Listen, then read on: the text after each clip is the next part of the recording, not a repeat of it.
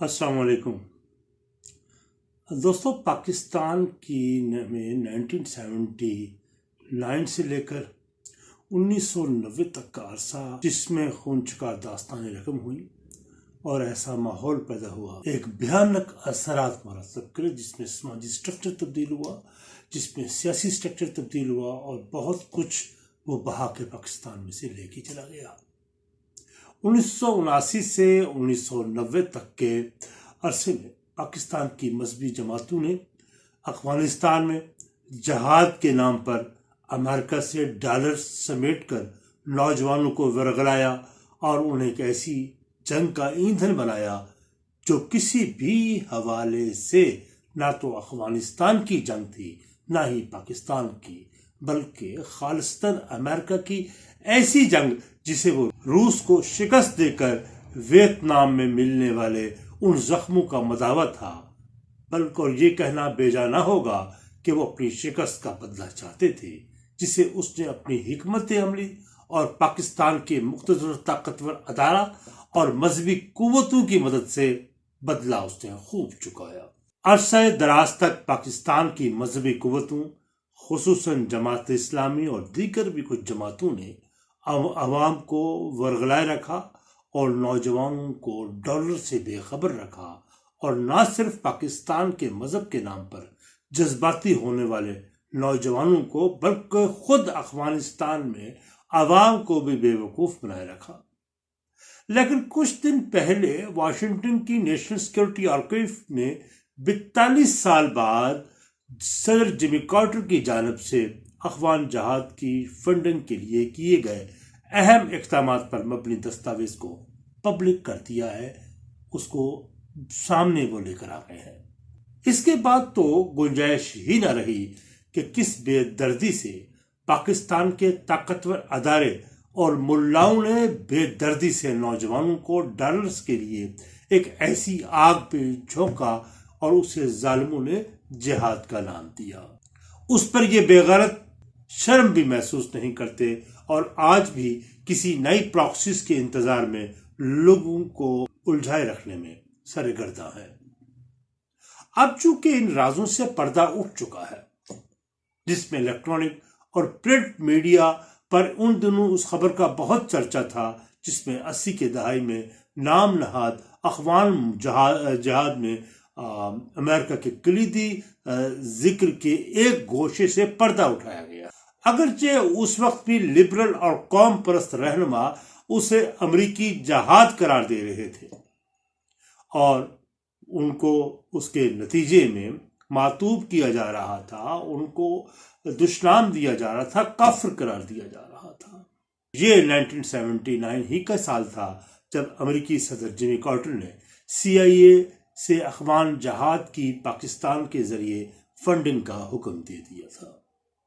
اس حکم کے تحت امریکہ نے پاکستان کو 2.1 ارب ڈالر کی امداد دینا تھی، اور دوسری طرف سعودی عرب کو بھی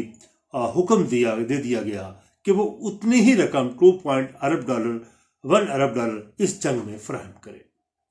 حکم نامے کے متن پر حساس دستاویز سرخ رنگ سے اسے لکھا گیا تھا تاکہ اس ڈاکومنٹ کی اہمیت کا اندازہ ہو سکے، اور جس میں وضاحت کی گئی تھی کہ افغانستان میں سوویت مداخلت کی مخالفت میں جدوجہد کرنے والے کو براہ راست یا تیسرے ملک کے ذریعے مہلک فوجی آلات فراہم کیے جائیں گے، ہتھیار فراہم کیے جائیں گے۔ ان نام نہاد مجاہدین کی خصوصی تربیت کی جائے گی، انہیں افغانستان سے باہر یعنی پاکستان میں تربیتی کیمپس ان خطرناک ہتھیاروں کو استعمال کرنے کے لیے قائم کیے جائیں گے۔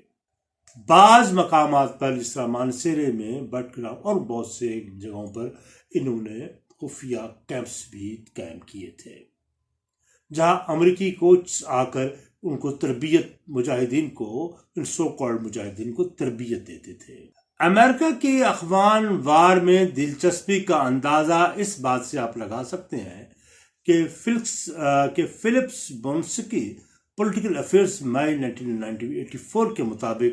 اس نے اس میں لکھا کہ امریکی صدر اس وقت برہم ہوئے جب ایک صحافی نے افغان گوریلوں کو افغان باغی قرار دیا تھا۔ ان کو کہا کہ یہ اخوان باغی ہے۔ تو امریکی صدر کا اصرار تھا کہ ان کی جنگ ہولی وار ہے، یعنی جہاد ہے، اور یہ مقدس جنگ ہے۔ بریگیڈیئر یوسف نے اس امر کا کھلے عام اعتراف بھی کیا ہے کہ امریکی آفیشلز اخوان جنگ کو ایک ایسی خدائی تحفہ سمجھتے تھے جس کے ذریعے وہ افغانستان میں کسی امریکی کا ایک قطرہ خون گرائے بغیر روسیوں کو قتل اور ان سے ویتنام کی شکست کا بدلہ لے سکتے تھے۔ بریگیڈیئر یوسف جو ISI اخوان وار کا سربراہ رہا، اس کے سیکشن کا، اور 1987 سے فوج میں اس کے ذاتی مراسم اسامہ بن لادن سے بھی استوار ہوئے۔ اس نے ہزاروں ٹن بارود، خطرناک ہتھیار پاکستان کے راستے افغانستان ان لڑاکا عناصر تک پہنچا۔ یہ الگ بات ہے کہ اسی لڑاکا عناصر نے دوبارہ پاکستان میں وہ ہتھیار فروخت بھی کیے، اور جہاں کلاشنکوف کلچر پاکستان میں عام ہوا۔ بریگیڈیئر یوسف کو 2008 میں پھیپھڑوں کا کینسر ہوا اور 2009 میں اس کی موت واقع ہوئی۔ بریگیڈیئر یوسف نے جنرل اختر عبد الرحمان کی مدح میں دا بیئر ٹریپ اور دا سائلنٹ سولجر دو کتابیں لکھی، اور وہ اس جنگ کے دوران ایک عرصے تک خفیہ ایجنسی کے اخوان ڈیسک کا، جس کا میں نے پہلے ذکر کیا، وہ اس کا سربراہ رہا۔ اور بریگیڈیئر لکھتے ہیں کہ امریکی جو تھے وہ ان کو اخوان وار میں گوریلا وار کا بالکل تجربہ نہیں تھا، اور مجاہدین ناتجربہ کار تھے، اور ایک مجاہد دوسرے مجاہد کا مخالف تھا۔ یہ خصوصی طور پر اس نے بریگیڈیئر یوسف نے اس بات کا ذکر کیا۔ ایک برطانوی صحافی کرسٹینا لیپ نے اپنی کتاب فائٹنگ فار اللہ میں لکھتی ہیں وہ کہ مجھے خود جنرل فضل حق نے بتایا، یہ گورنر بھی رہے فضل حق، اور کہ ہم نے امریکہ سے کہا ہم نے آپ کو مچھلی پکڑنے کے لیے ایک کیڑا دے دیا، ورم دے دیا ہے، کیڑا دے دیا ہے جسے آپ بروئے کار لا سکتے ہیں، لیکن اس کیڑے، یعنی گلبدین حکمت یار کا اس طرف اشارہ تھا، لیکن اس کیڑے پر آپ نے بھروسہ نہیں کرنا۔ اس طرح پاکستانی فوج گلبدین حکمت یار کو بطور چارہ، یعنی ایسا کیڑا ہی سمجھتی رہی جس سے وہ روس کے خلاف امریکہ کے مددگار ہو سکتے تھے۔ بریگیڈیئر یوسف اعتراف کرتے ہیں اس میں کہ میں سمجھتا ہوں، لکھا کہ میں سمجھتا ہوں کہ اخوان جنگ کا فاتح صرف اور صرف امریکہ ہے، اور شکست یقینی طور پر تباہ حال اخوانوں کو ہوئی۔ یہ اعتراف کیا اس نے بعد میں، اور ایسے ہی ہوا کہ 90 کی دہائی میں جب ڈاکٹر نجیب اللہ کی حکومت سے علیحدگی کے بعد جب امریکی پروردہ برہان الدین ربانی اور حکمت یار میں تخت کابل کے لیے جنگ ہوئی، تو حکمت یار کی فورسز نے کابل پر اتنی بمباری کی تھی کہ وہ کابل جو اب تک محفوظ تھا اس اخوان روسیہ جنگ میں وہ کھنڈر بن کے رہ گیا، اور گلبدین حکمت یار کی بمباری سے 50,000 شہری فقط ایک روز میں مار دیے گئے۔ امریکی صدر ریگن نے روس کے خلاف ہو بہو 13ویں صلیبی جنگ کی پالیسی اپنا کر امریکی جنگ کو ہولی وار، مقدس وار ڈکلیئر کیا تھا۔ ڈالر، ریالوں اور پاکستانی مذہبی اور موقع پرست صحافیوں، مذہبی عناصر کے ذریعے ایسا امریکہ نے اور CIA نے اہتمام کیا کہ لوگ اسلام اور اخوان دشمنوں کو نام نہاد مجاہد باور کرانے لگے، ان کو مجاہد ڈکلیئر کرتے تھے۔ کردار کا پھر تو یہ علیحدہ عالم ہے کہ اس کے بعد جب 1990 کے بعد مزار شریف میں بھی ایک کمانڈر جو اخوان مجاہد تھا وہ ٹینک پر بیٹھ کر بارات لے کر گیا، کس کے لیے؟ کسی لڑکی کے لیے نہیں، بلکہ کسی لڑکے سے شادی کرنے کے لیے گیا، اور لڑکے کے ساتھ نکاح پڑھوا کر وہ اس ٹینک پہ واپس آیا۔ یہ ان کا کردار تھا، ان مجاہدین کا۔ امریکہ نے درجنوں تنظیموں کو شارٹ لسٹ کیا، جن میں صرف 7 تنظیموں کو امداد کا اہل قرار دیا۔ ان کے رہنما گلبدین حکمت یار تھا، ربانی تھا، سیاف تھا، اور محمد نبی محمدی، اور مولوی یونس خالص، اور سید احمد گیلانی، اور صبغت اللہ مجددی۔ یہ لوگ شامل تھے جو 9/11 کے بعد بھی امریکہ کے کام آتے رہے۔ یہ وہ نام نہاد مجاہد تھے جنہوں نے خانہ کعبہ میں کیے جانے والے معاہدے کو بھی پامال کر دیا، اور روس کے جانے کے بعد باہم برسر پیکار ہو کر اپنی اتنی تباہی بچائی پورے افغانستان میں کہ سوویت یونین کی موجودگی میں جس کا تصور کرنا بھی محال تھا۔ یاد رہے روسی فوجوں کی موجودگی کے دوران اور پھر انخلا کے بعد معصوم بچوں، ضعیفوں اور خواتین سمیت 30 لاکھ، تھوڑی تعداد نہیں ہے،